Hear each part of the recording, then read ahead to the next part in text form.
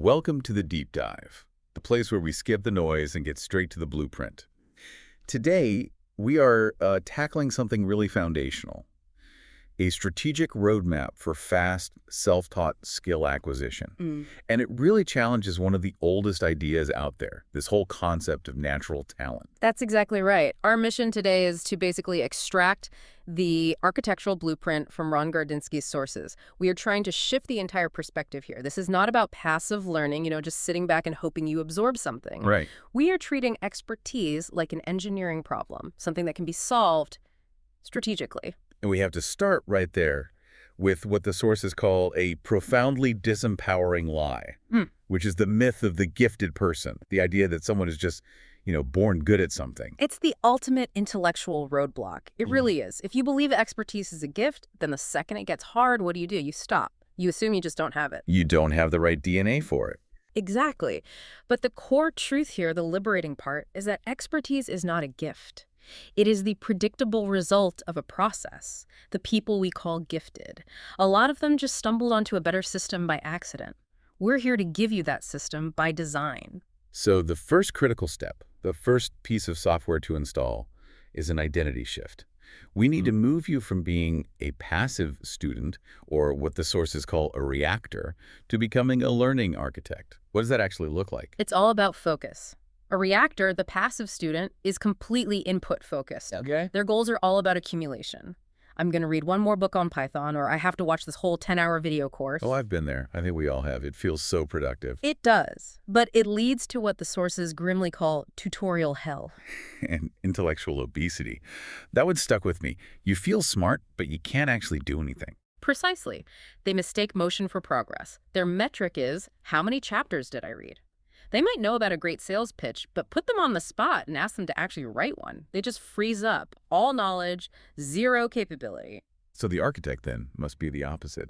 They sound impatient with all of that. They are ruthlessly output-focused. The goal isn't to study a subject. It's to acquire a tangible capability fast. They use what's called just-in-time learning. They only consume the smallest bit of info they need for the immediate next step. So success is what? It's tangible. Did I get the button to work on the website? Did I actually record a 1-minute video? It's a yes or no question. Okay, that focus then breaks down into 3 key behaviors. The architect's protocol nuggets. Let's start with the first one. Yes. You must define the project, not the subject. So you stop saying, I want to learn marketing. It's just too vague. You'll study forever. And you'll never feel like you're done. Right. Instead, you say, my project is to launch one profitable Facebook ad campaign this month. That little linguistic shift is huge. It gives you a binary definition of success. It's either done or it's not. And the second rule is pretty brutal. The 80-20 time allocation rule. No more than 20% of your time on passive consumption, 80% on active, hands-on practice. Yeah. But wait a minute. If I'm starting from 0 on something, how can I spend 80% of my time practicing? I don't even know what to practice. That's a great pushback. And it's exactly why the next step we're going to talk about, deconstruction, is so important. But the rule holds. The moment you define that project, that profitable ad campaign, you're forced out of your comfort zone. You immediately realize that 80% of your time has to be in the ad platform, testing things, looking at data, not reading about the history of advertising. I see. It forces you into that productive struggle immediately, which leads right into the third rule. Measure by output. Success isn't reading a book. It's shipping 50 lines of working code. Or designing a tangible version 0.1 of a logo. Exactly. And, all of this is built on top of that psychological framework from Carol Dweck. The growth mindset. Right. The reactor has a fixed mindset. When they struggle, it's a verdict. I guess I'm just not a math person. But the architect with a growth mindset sees struggle as the feeling of learning. That's your brain building new pathways. It's one thing to say have a growth mindset, but it's hard when you're frustrated. How do you actually enforce it? You use the language audit and rewrite protocol. You have to become like a ruthless auditor of your own self-talk. Yeah. The second you catch yourself thinking, I can't do this, You stop. you stop and you consciously replace it with, I can't do this yet. It sounds small, but you do that hundreds of times, and you are literally overwriting the old code. You're rewiring your brain's response to difficulty. Right, so once that operating system is installed, we get to the engine itself, the DPFI cycle. Deconstruction, practice, feedback, and integration. And deconstruction is, I would argue, the most valuable first step. It is the ultimate shortcut. See, the amateur starts at chapter 1 of the textbook and tries to learn everything. The comprehensive slog. Yes, the architect knows that any complex skill is just a collection of sub-skills. And thanks to the 80-20 principle, about 20% of those sub-skills will get you 80% of the results. So don't climb the whole mountain. Just find the fastest path to the scenic overlook. Can you give me a concrete example of that 80-20? Sure, think about learning Spanish. The amateur tries to memorize thousands of words and all the grammar tables. The architect identifies the, say, 1,000 most common words and the top 5 verb tenses. That's the 20%. That gets you functional. You can book a hotel, order dinner, have a basic conversation in a fraction of the time. Competence, not completeness. And there's a specific question the sources recommend asking an expert to find that 20%. Yes, and this one question can save you months. You ask a master, what are the 2 or 3 most critical sub-skills that will give me the biggest bang for my buck in the first 30 days? And then, what should I ruthlessly ignore for now? That last part is so important. Knowing what not to learn is a superpower. So once you know what to focus on, the next step isn't to invent something new, it's reverse engineering. Strategic imitation. The reactor tries to reinvent the wheel alone. The architect finds the 5 best wheels in the world, the best websites, the most compelling speeches, and meticulously takes them apart. This includes a technique called copywork. And we mean literally copying things, sometimes by hand. Why is that so powerful? Because it forces immersion. When you copy a great sales page word for word, you're not just reading it, you're absorbing the rhythm, the pacing, the persuasive structure, things your conscious mind would just skim over. You're installing the expert's thinking directly into your subconscious. And this whole deconstruction phase ends with creating a template. That's the goal, the template phase. You synthesize everything you've learned into a reusable asset, a checklist, a framework, the 10 steps to a high-converting sales page. Now you're not facing a blank page anymore. You're facing a structured problem. Okay, that brings us to the second stage of the cycle, practice. And we need a sharp distinction here between naive practice, just mindlessly putting in the hours, and deliberate practice. Let's talk about the OK plateau first. The OK plateau is where most people get stuck. It's where your skill just stalls. It happens when you stop focusing and just go on autopilot. Think about a taxi driver who's driven the same route for 20 years. Right. They have 20 years of experience, but it's really 1 year of learning repeated 20 times. Exactly. They're efficient, but they're not getting any better. They're stagnant. So deliberate practice is the way to break through that. And it sounds, well, uncomfortable by design. It is. It has to be. It's systematic, it's focused, and it's mentally draining. You are always operating the growth zone just beyond your current ability. If it feels easy, you are not learning. You're just performing. And a true deliberate practice session has 4 non-negotiable parts. First, a specific measurable goal. Yes. Not get better at Python. It's write a function that does X without looking at my notes in the next 30 minutes. Second, intense focus. No distractions. Third, immediate informative feedback. The code either runs or it doesn't. You know right away. And fourth, reflection and refinement. That's the key. At the end, you ask, what went wrong? Why? How will I adjust my approach for tomorrow's session? And the ultimate container for all this is project-based learning. These projects are the gauntlets that force you to actually integrate all those separate skills. Exactly.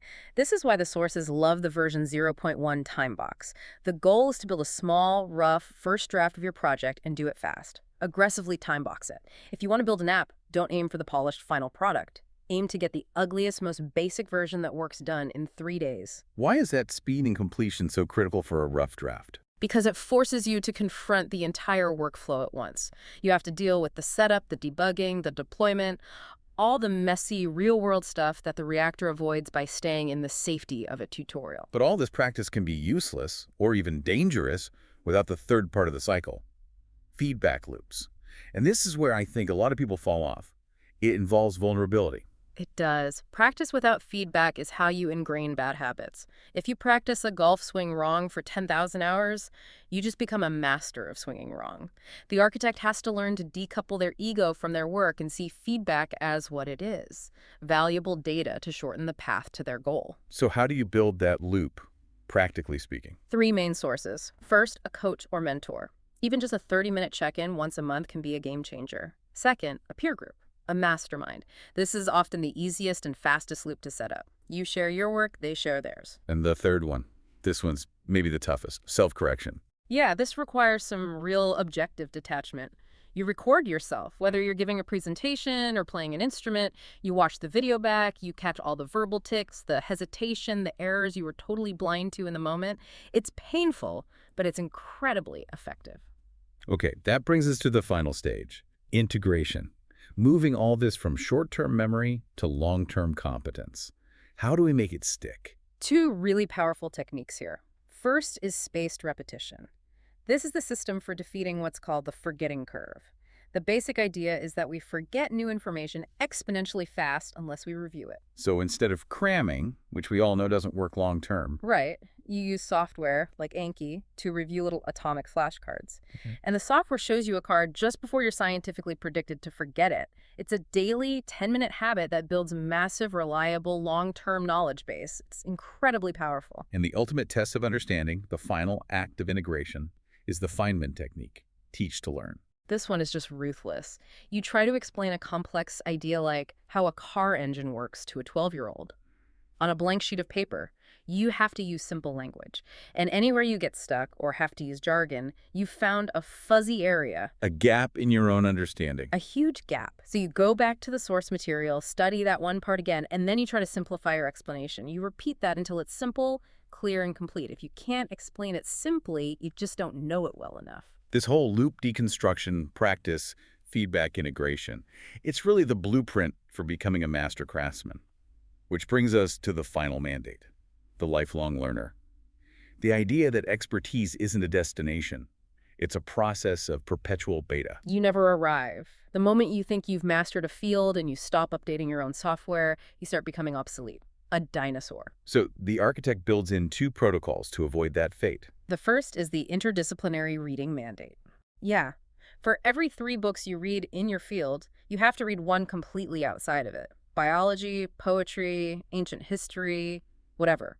Because the biggest breakthroughs almost never come from the middle of a field. They come from the intersections between different ideas. And the second, to keep the ego in check, is the beginner's project. Every year, commit to learning one brand new non-professional skill, something you're terrible at. Ukulele, pottery, juggling.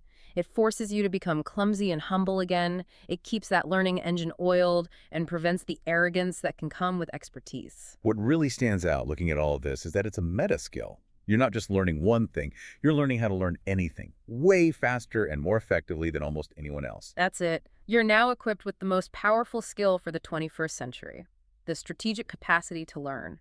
You are no longer a reactor. You're a learning architect, systematically building competence. So you have the blueprint. The sources conclude with a final command, and we want to pass that on to you now.